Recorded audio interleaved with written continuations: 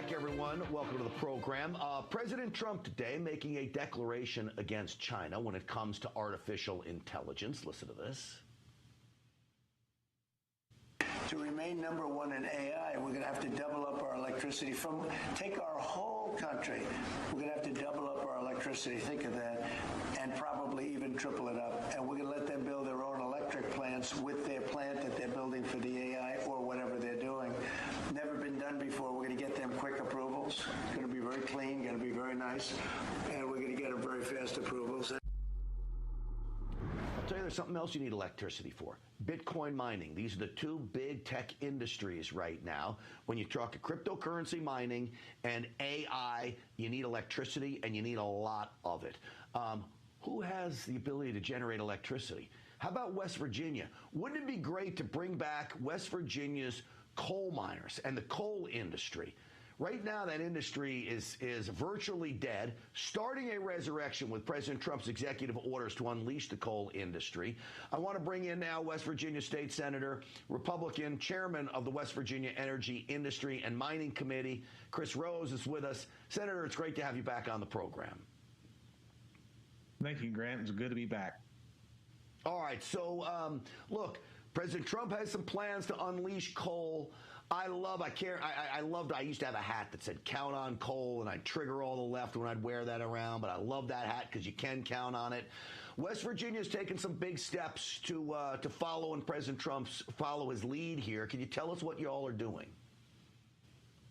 Absolutely. So first and foremost, I have a hat very similar to what you're talking about. Actually says make coal great again. And West Virginia's took some great strides this session to do that. So House Bill 2014, which we know is the microgrid and data center bill, is actually unleashing West Virginia energy and also attracting data centers and microgrids here to West Virginia, because these data centers consume enormous amounts of electricity, and they have interest in West Virginia coal, gas, and water to do that. The coal and the gas for the generation source and the water for cooling. And those are three things that West Virginia is abundant in, and we just passed a bill with the huge help from our governor and a lot of the people in the Senate work together to get this thing done, so West Virginia can be the data center hub for the United States and help President Trump win this war with China to be the technological superpower of the future.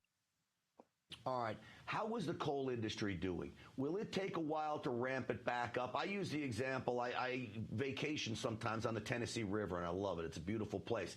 It used to be filled with coal barges. Last summer I was there, I don't know, I maybe saw one in 3 days. How's the coal industry doing in West Virginia? We're starting to see an uptick. You know, we've worked with the Trump administration and his Department of Energy to increase some export sales to India.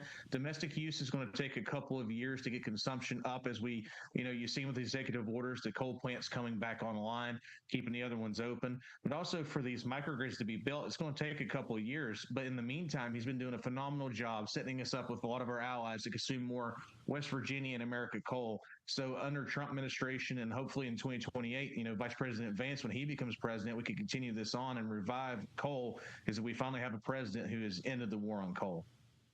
Look, I want to burn coal in a clean fashion just as much as anybody does, and I think that's important.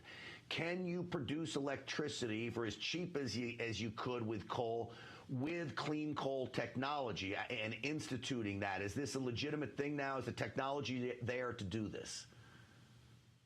So I would argue the technology is already there with the modern day scrubbers that the coal-fired generation fleet in the United States already has. If you was to shut all of that off today like a light switch, it would make zero measurable difference in the entire world's emissions. So, the climate change thing is a hoax. All this, the coal plants are dirty is a hoax.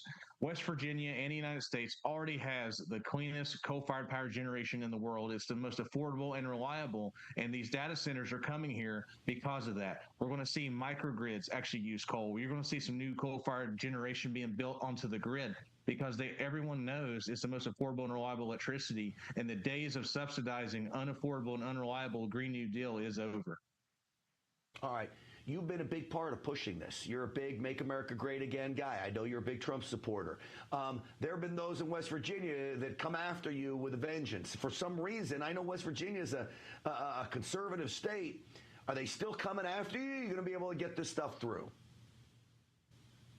Well, of course, the other side's never going to stop, but neither are we. We have to get it through because we have to deliver for West Virginia. We have to get these coal miners back to work, these gas workers to work.